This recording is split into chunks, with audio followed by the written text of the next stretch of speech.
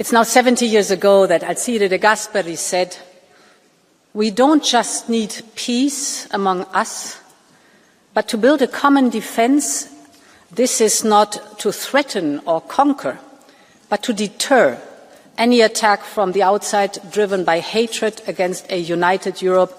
This is the task of our generation." End of quote. 70 years have gone by, but our generation is faced with the very same task, because peace in our union can no longer be taken for granted. We are facing a crisis of European security, but we know that it is in crises that Europe has always been built. So this is a moment for peace through strength. This is the moment for a common defence effort. And at the European Council, I saw a level of consensus on European defence which is not just unprecedented, but was completely unthinkable only a few weeks ago. There is a new understanding that we must think differently and act accordingly.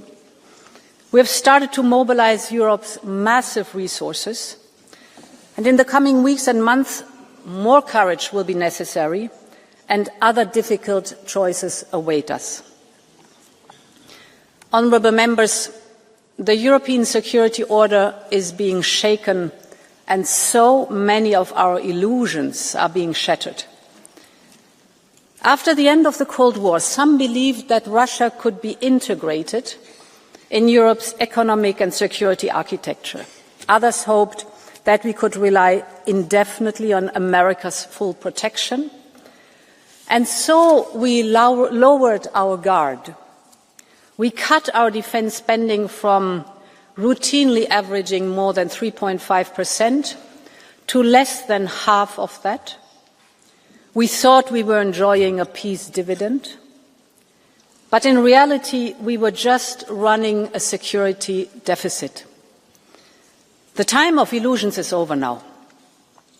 Europe is called to take greater charge of its own defence, not in some distant future, but already today, not with incremental steps, but with the courage that the situation requires. We need a surge in European defence, and we need it now. We need it first and foremost because of the situation in Ukraine. There is the urgent need to fill the gaps in Ukraine's military supplies and to provide Ukraine with solid security guarantees. But this moment of reckoning isn't only about Ukraine. It is about all of Europe and our entire continent's security. Putin has proven time and again that he is a hostile neighbour. He cannot be trusted. He can only be deterred. And we know that Russia's military complex is outproducing ours.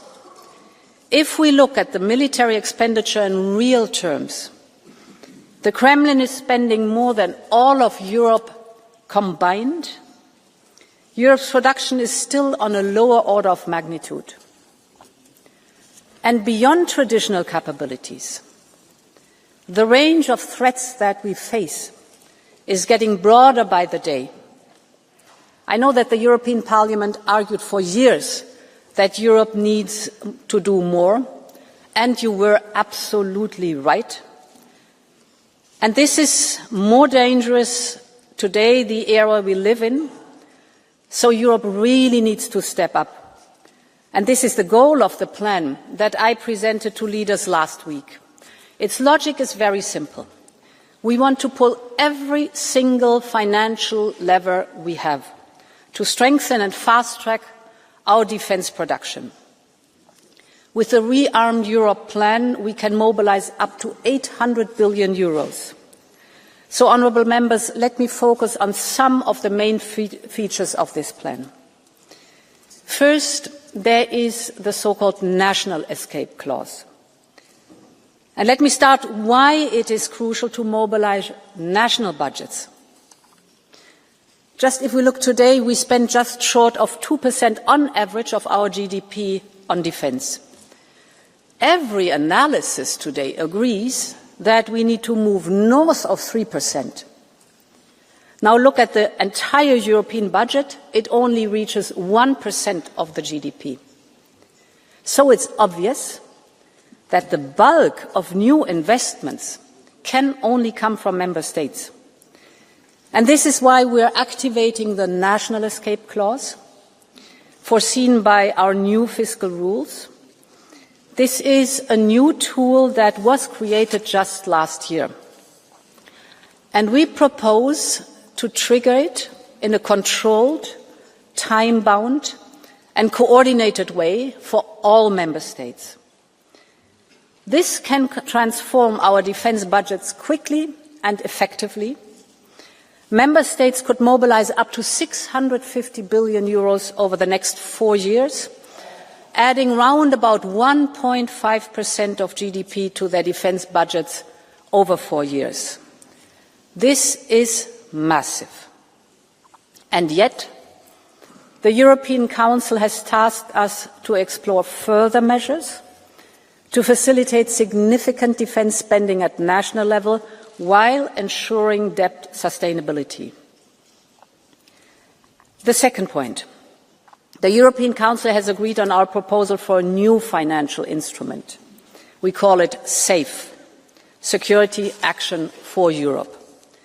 We offer member states up to 150 billion euros in loans to invest following a few basic principles.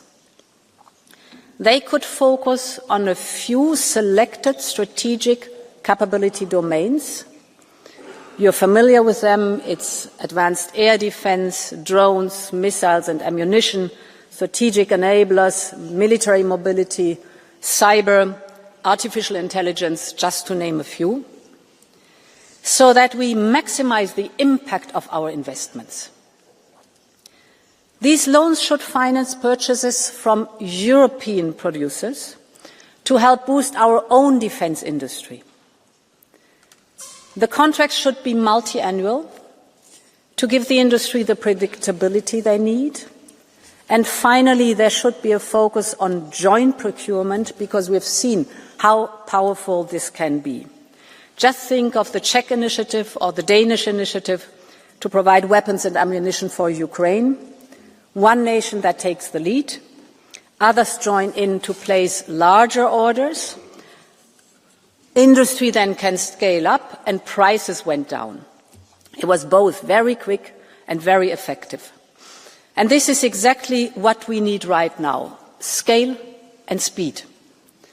And this is why we have chosen the emergency procedure under Article 122, which is designed precisely for times when, and I quote, severe difficulties arise in the supply of certain products, end of quote.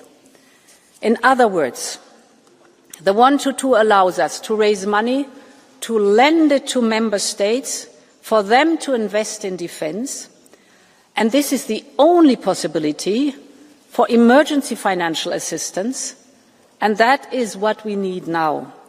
We will keep the Parliament constantly updated on progress. And this leads me to my third point, the cohesion funds. This is a possibility that we are offering to member states. Member states will have the possibility to redirect some of their uncommitted funds to defence-related projects. This could be infrastructure, it could be research and development. This would be voluntary for those who want to go the extra mile. It will be up to Parliament and Council to decide on this additional option. And for the same reason, We Armed Europe also includes measures to mobilise private investment with the European Investment Bank and our upcoming Savings and Investment Union.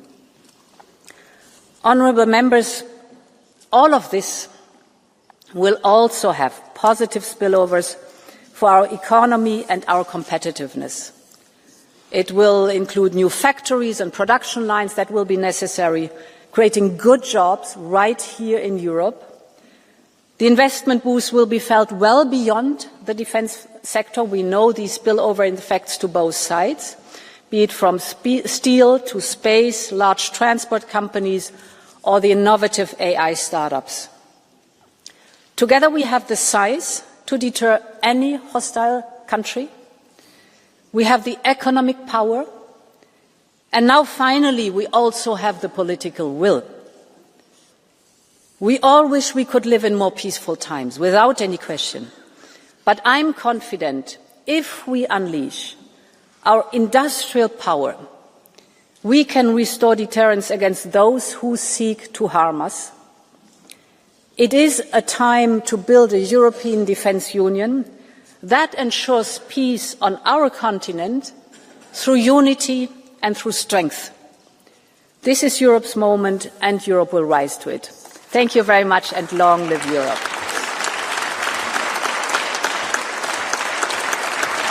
Thank you very much.